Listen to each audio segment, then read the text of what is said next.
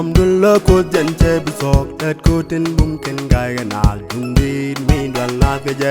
kun mi di ti nyam da bom dulla ko jance bisok dat ko tin bum ken gay ganal dundi mi dal la gaje kiran mo ke pel mi le dengwa chi goy du la dre ke kade gali dundi kun mo kada bom dulla ko jance bisok dat ko tin bum ken gay ganal dundi mi dal la gaje kiran mo ke pel mi le dengwa chi goy du la dre ke kade gali dundi kun mo kada bom dulla ko jance bisok dat ko tin bum ken gay ganal dundi mi dal la gaje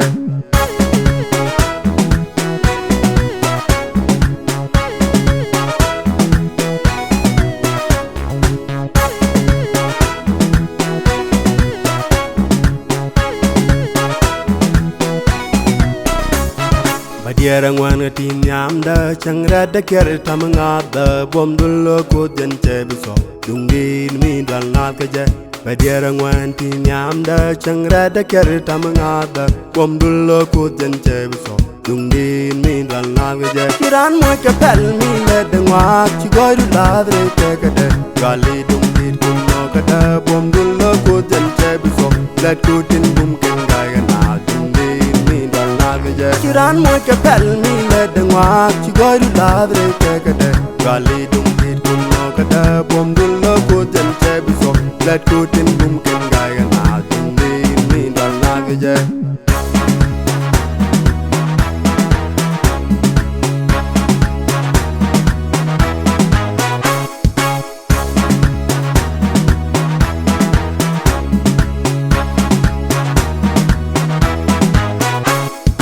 Yalla take dwal ken ke ji bom dul ko den che biso let ko tin bum ken gay na dum din min dwal la ke je